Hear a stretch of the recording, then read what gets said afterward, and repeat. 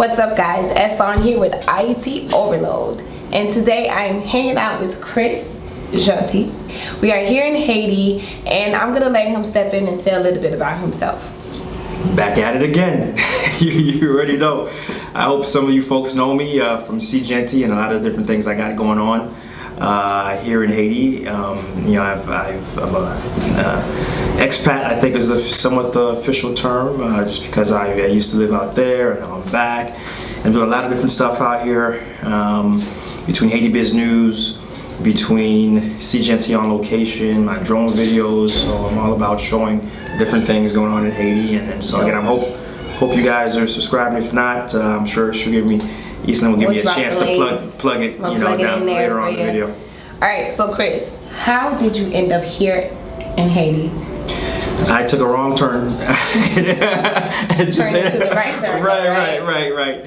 No, but a lot of folks, the folks who live here anyways, they can't understand why Haitian American who especially who's doing okay over there would come back. I mean, a lot of them assume that I'm a deportee. I mean, like a Creole, like a felon that got deported. Right. And not too many folks make the connection that there's folks who actually want to come back and do good work. And so I've been back really because, again, I know.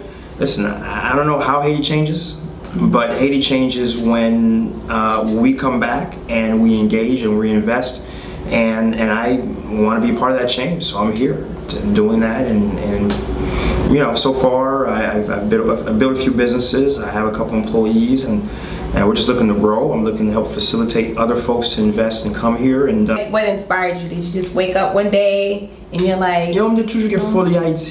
I always had this crazy thing about Haiti. I have one set of tattoos. Yes, Ligne from la Fosse. I mean, that's how much, I got that when I was 18, as soon as I could be legal and do it myself. And I just always had this, and through college, I connected the Haitian Cultural Club. When I moved to Chicago after graduating, I connected with some great folks who were out there in Haiti, in the Haitian community out there in Chicago. And the United Front and Congress to Fortify Haiti, a part of Haitian American Professional Network. So even then I was a part in doing different things. And I continued, and when I returned back to Miami, and I mean, what really happened, honestly, was I paid off my debt. My student loans, they were paid off, and then at that point I was like, you know what to do. Hey, listen, I'm gonna now that I'm a free man. I got my freedom. I came back home. So I came back home. Did you always want to move back to Haiti, but you were kind of forced to work to pay off your debt? Of course, yeah. I had to be scot-free. I want to know at the end of my life, I'm on my deathbed, and I can count how many Haitians I've helped, how many Haitians I've provided work to. I want to be able to count and know that I've done my part, and I've improved the lives of as many as Haitians that I've and I'm glad you said that. That brings me to my next question. So what exactly are your goals for Haiti and the Haitian people? So first off, I'm a doer, right? There's a lot of folks who I feel like they come to Haiti and they're looking for themselves to just be a face. All else equal. When I first came, I was doing some social media, but I immediately took a break from that because I knew I had to get my businesses in order, and because my number one goal is to come here and provide jobs to Haitians. And so fundamentally that's my goal, and then I want to encourage others to do the same. I want to be an example. Move back here. Yeah, move back here, and for the Haitian diaspora to be able to do the same, because that's the only way this country changes. Because we had this tremendous brain drain in the early 90s, and now we have so many just talented, world-class Haitians living abroad, and certainly the Haitian government doesn't make it easy. But the only way things change, both at the micro and macro level, is when folks come back, invest, and then hopefully can influence Haiti to move in the right direction. So how do you provide jobs? Can you explain that for those who are not familiar with you? So I have a few different things I do, but primarily with HaiPro, I work with clients abroad. I guess the official term is that we're like a digital freelance office. So initially we do anything our clients want us to do. It's sort of like a smaller scale call center BPO. And so initially when I first got started, we were doing web development for clients abroad, and because I have a videographer, and between shooting my videos, he has a little bit of spare time, and so that spare time I work with clients all over from LA to Atlanta to New York, and I have folks who I produce their YouTube videos for them, and a lot of commercials, and a lot of small projects like that. And additionally too, I have clients big and small, corporate and private, and we do different things. For example, one project, we did a data entry project, and we provided like 10,000 different records for them to do mail campaigns. And also I have different clients who, we handle call center projects for them, and some back office stuff. But no, yeah, so we run the gamut of different things, and it's really an outsourcing sort of operation, because that's truly, I feel, where, there's a lot of Haitians coming to Haiti to do business. Yeah. But they're coming to do hotels, they're coming to do bar restos, they're coming to do these small scale projects that really, they're needed. Yeah, but yeah, exactly. But there's so much more that can provide a higher return, not only to your own individual pocket, but to the economy as a whole. Because when you plug into the international market through either manufacturing, through outsourcing of jobs, through BPO, through finding stuff that's locally here in Haiti and then selling it abroad, that is truly where the opportunity is. Versus shipping things from the States to importing. Yeah, exactly. Yeah, we got to look at how can we, because at the end of the day, it makes good business sense, because when you're plugged in internationally, then you're getting paid in dollars, right? Yeah. And dollars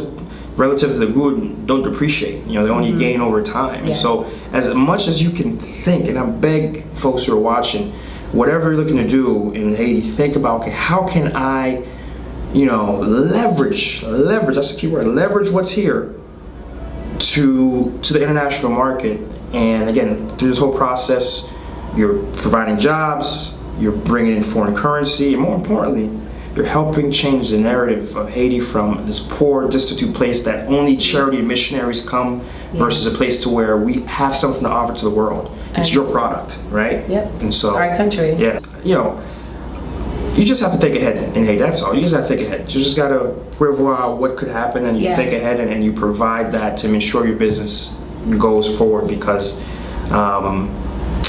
there's a lot of people making money in Haiti, right? You go to giant supermarkets, you go to there's a lot of industrial parks, big warehouses, and there's money being made in the country, right? So how are they doing it, and why can't you do it? And that's what I always counter. It's us. But there's people making it, and I can tell you how they're doing it. Here's the secret. The secret sauce is they think about every possible thing that could happen. Yeah. And they prepare for it. Alright, so we can say, I know most of the people are watching are probably wondering, like, do you feel safe here? Very much. Yeah, very much. Yeah, absolutely. I know. I think you asked me, do I have a gun? You think you're off camera? Yeah, right. You asked me that, and I was like, no, I don't need it. I just got a taser. No. Some mace. No, I just, I feel. Listen, I lived in Chicago for going 4 to 5 years. I think I mentioned it in the video, and I lived on the south side of Chicago. Oh, okay. And so I love Chicago. It's my second hometown. But I can tell you, in Haiti, there hasn't been a day where I felt unsafe. How you felt in Chicago. Right. All right. So aside from the protesting, which caused you to lose some clients, what are some other challenges that you face as a Haitian American who moved back to Haiti? The bureaucracy, right? I think, any time when I have to interact with a government bureau or to get something or do anything, it is a tremendous inconvenience. It's a day journey. Wow. Does that include getting a license? Yeah, everything is everything is a pain from that perspective. I mean, I can tell you beyond that's the only negative experience I have is interacting with the government. Because so what about the electricity? internet. I have. That's where. But see, that's where the backup. That's where the vous pouvez voir tout bail qui. Okay, you planned ahead. Yeah, exactly. And then so for electricity, I have 12 batteries.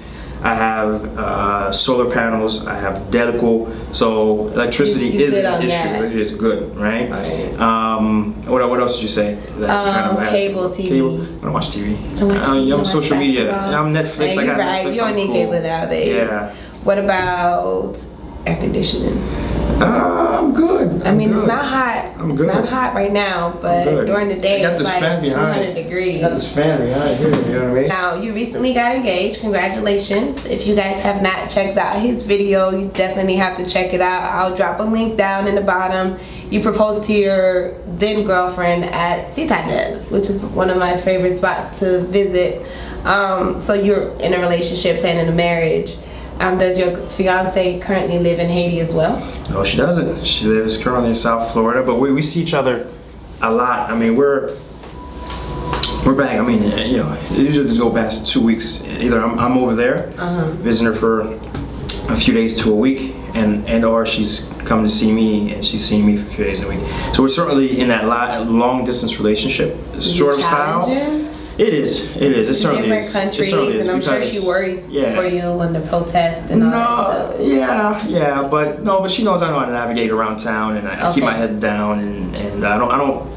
You know, I watch when that's protesting the time. I'm watching it on TV just like you are. Really? You know, I am. I'm in my house. Yeah, I am locked cool. Down and locked up. Yeah, I am. You know, I'm just you don't watching go out stuff. There. So there's plenty of that coverage there, so I don't have to add to it. You know, but there's not enough coverage about the beautiful restaurants we have, the beautiful beaches that we have, and the opportunity that still exists to do business here. You know, and the thing too is when I mention about the government and all the different things that are difficult, be aware too. I talk about how to overcome it on my YouTube, right? How to navigate and get around it. So yeah, and that's one of the important things. One of the things that I do like about your YouTube channel is that you check out different restaurants, different businesses, and you kind of educate the public about them and let people know that these things are in Haiti. Because there's some things I thought I knew a lot, but there's some things that I watch and I'm like, wow, I didn't even know that was there.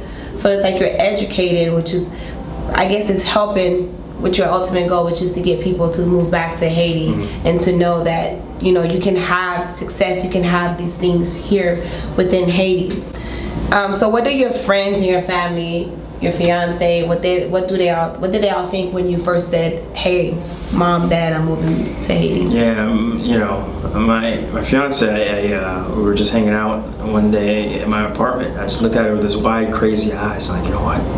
I'm doing it. I'm just moving to Haiti. I don't care. Like, what did she say? And she's like, yeah. You know, she looked right at it. She knew there was no coming back the way I looked. Really? Yeah. And my parents, though, my mom prays every day that my business fails and I have to come back. She has nothing to do.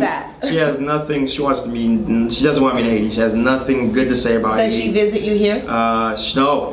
I can't get her to come. Like, I could pay her a ticket. She wouldn't come. Wow. Yeah, my mom is Haiti? In like the 90s.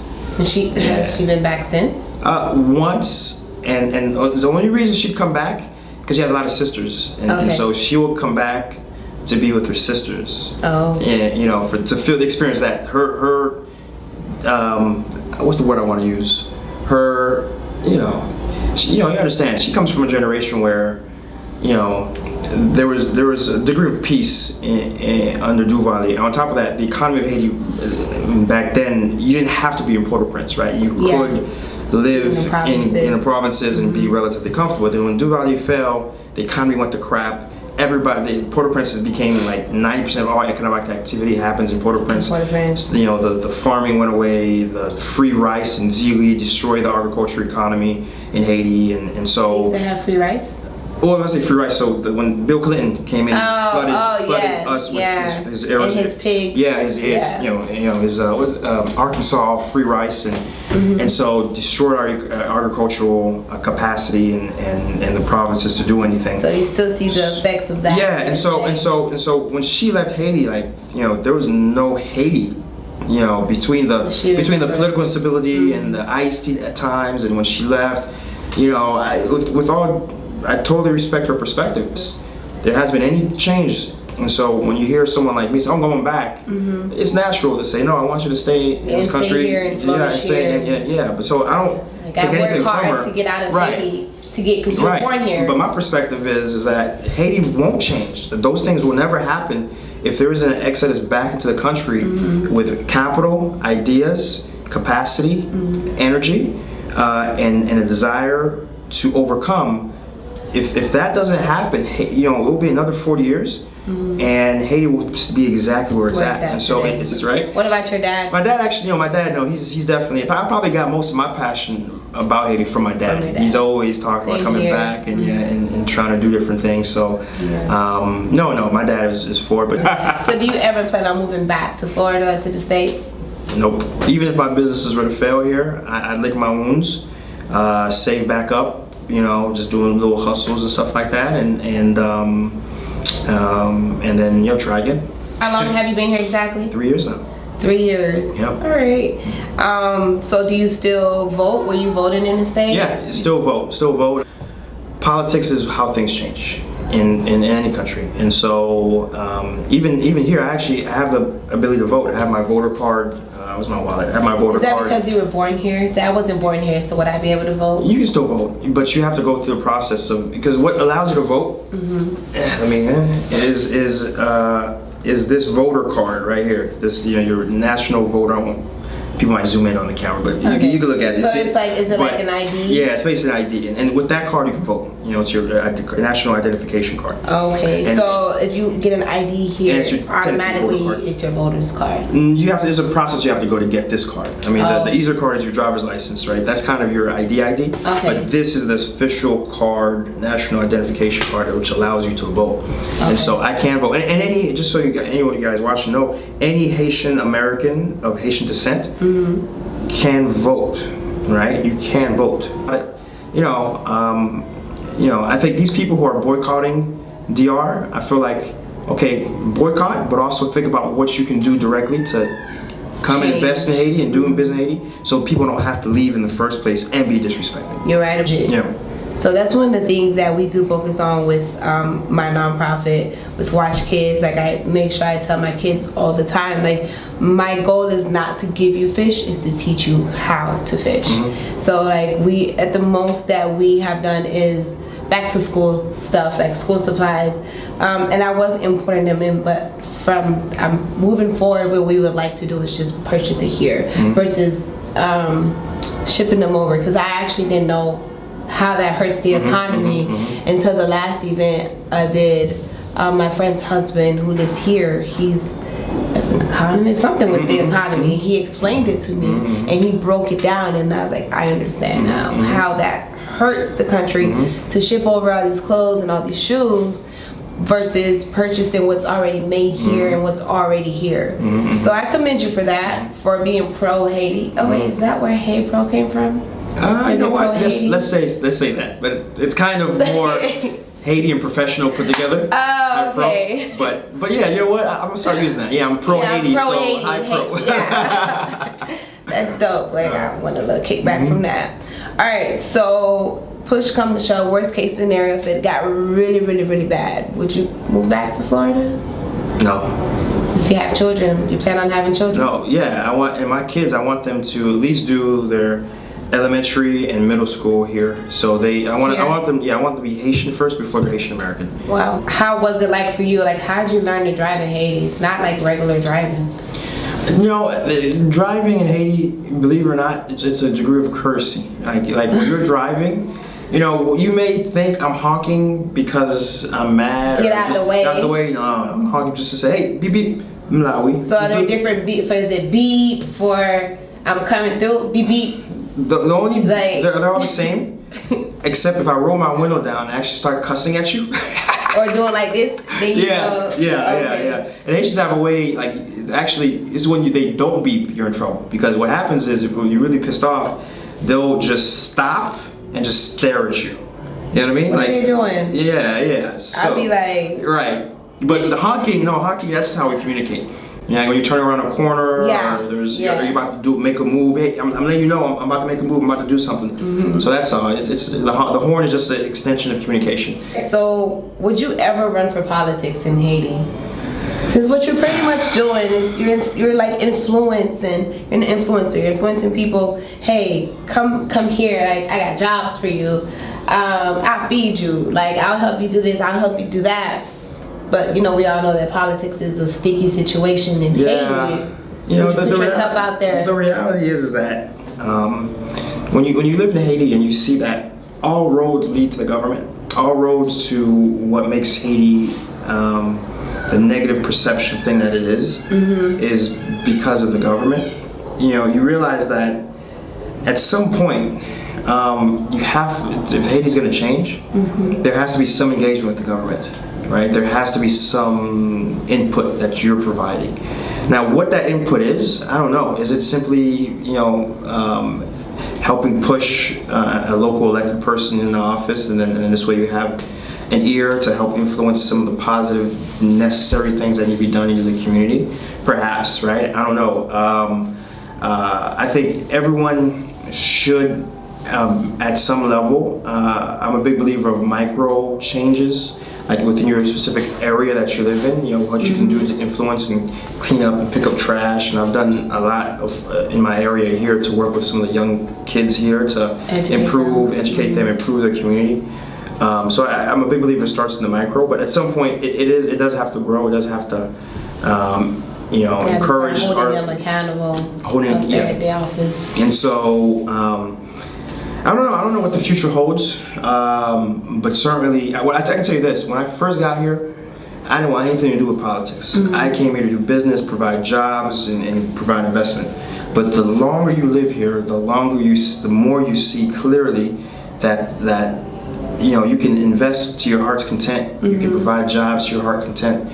But when your employees have to go home in utter darkness because the government is causing a fuel shortage, because of the way they run the country, it comes to a point where you can do everything right, but the government, they're not right. So at some point, it has to come to, okay, well, I'm doing everything I'm supposed to. Now I need you to start doing and you have to do things. You have to raise your voice. You have to go vote. You have to find right candidates who are going to do stuff, right?